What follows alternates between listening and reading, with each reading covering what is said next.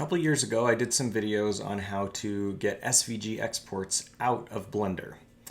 Since then, the landscape has changed and those methods no longer work. The plugins have not been updated, and unfortunately those videos I made are actually still some of the most watched videos on my channel, so I am spreading a lot of misinformation that way, so I thought it was time for an update.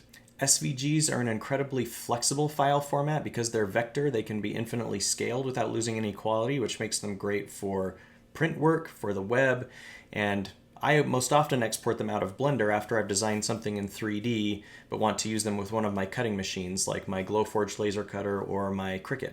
But because Blender by default doesn't export SVGs, that would mean duplicate work, having to trace back over what I'd already designed in Blender. So this method allows us to take all of that hard work we've done in Blender and bring it over into the 2D world without any duplicate work. Pop open Blender. This all takes place now via a new add-on. This one is called Export Curve as SVG. So if you come to your add-ons, type in Export Curve as SVG and then install it, you'll get it. Then we're going to come here to the default cube and we're going to keep it. So I'm just going to do a couple of dorky little edits here, add a little bit of a bevel. How about make it a little more rounded than that? I'm going to inset, I'm going to extrude inward, just to make a little shape that will give us something to see on an SVG export. So the one trick with this plugin, while the entire process is, I would say, light years ahead and far better than what we had before, the only trick with this one is that it only works with curves and not with meshes. So my process for, say I want this sort of D shape to come out and to be an SVG, my process would be to select it, duplicate it, and just move it up out of the way, and then I would hit P to separate it into its own object. So now I have these two different objects here, the original one and then the duplicated face, basically. Then right-click on it and convert to curve. And that now gives us the ability to export this as an SVG using that plugin. So all we have to do from here is go to export.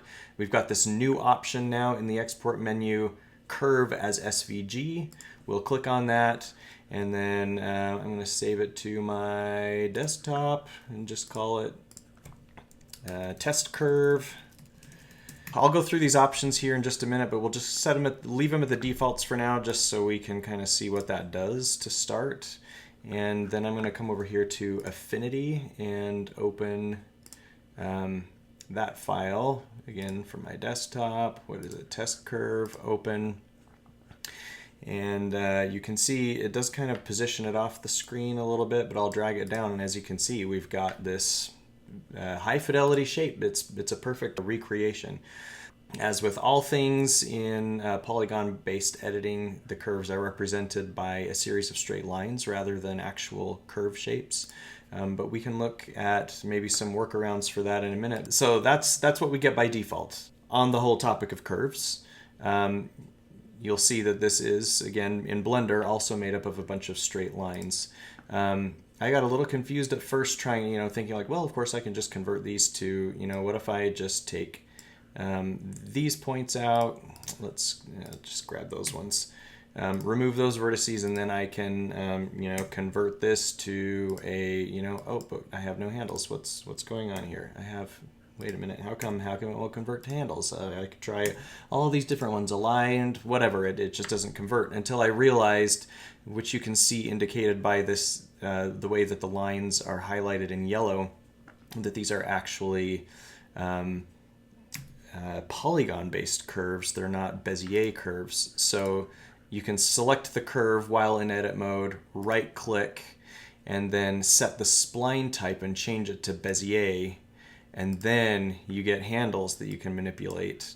Let's see, let's select that one and G, and then I want to move it. I do not want to move it on the Z-axis because I want to keep this shape flat. So I excluded, by hitting Shift Z, I excluded the movement or restricted the movement to only the X and Y axes. So I'm going to grab this handle to hit G and Shift Z to keep it from moving up and down, and then I can sort of recreate that. And now if I re-export the shape, so you have to select the shape first. That's another key to using this plugin. Any of the curves that you have selected are the curves that will be exported. So then we go to export, again, curve as SVG. I'm just going to write over the top of that one. Okay, test curve, open. Now you can see that this is actually a curve shape. So anyway, that translates over. The next thing, if we go to a top view, we saw that our curve kept getting positioned up here off of the canvas. So it's just using the world origin as the top left corner. So if I go to my top view and grab my curve and just move it down, it will actually display on the artboard rather than being off the page. Okay, let's now take a look at those export preferences because they do make a bit of a difference in how it exports, of course. That would make sense for an export dialog. It gives us three options here. One is the plane from which the projection occurs. So this is important because it can completely distort your shape otherwise. It gives us three choices: from the top, from the front, and the side, although it does not specify which side. I have discovered that it is from the right side that it is projected. So we only get three options. So I've been using the top, which was the default because the shape that I wanted was from the top. But for example, if we go and click on front and then export this, then we can see that our shape, now it's off the screen again because, oh, here it is up here. It's just a straight line.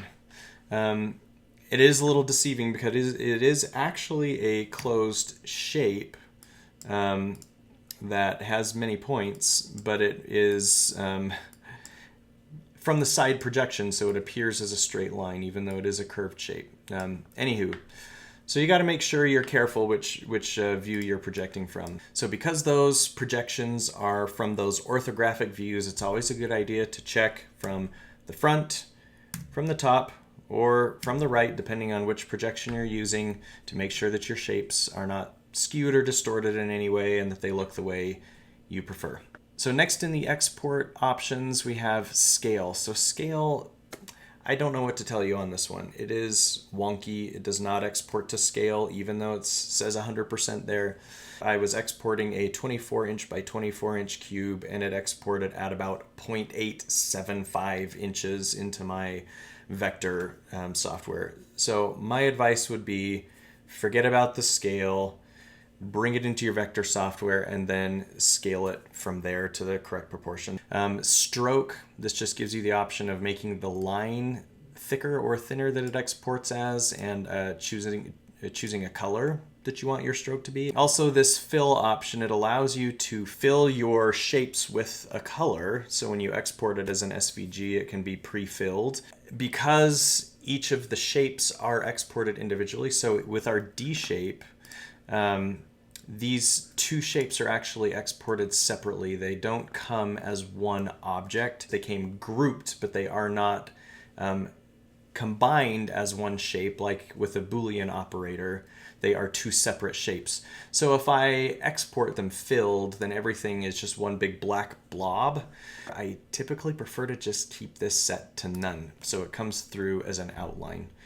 Now for a more practical take on what I might do with this, for me that would typically be taking a 3D model and translating it into files that would work in my laser cutter. So in this case, I designed this sort of a 3D puzzle where I've got all of these flat pieces that slide together to create a small model of this building, and I have designed this to scale. This is the thickness of the wood I was going to use, but I need to get this out now to a format that my laser cutter can understand. I'm just gonna move this out so that I can see it a little more easily, but you can see it's kind of an intricate shape, and recreating that would just be unnecessary extra work. So the most practical approach to this would be to just isolate one of the faces of this shape to use. So I'm just going to select that shape here, and then I'm going to say coplanar just to get them all. Oh, although we missed that little shape there. Oh, we got that one on the back instead. Okay.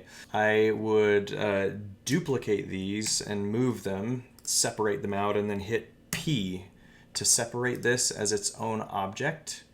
I'm just going to move this one back now so that I can get a better look at this.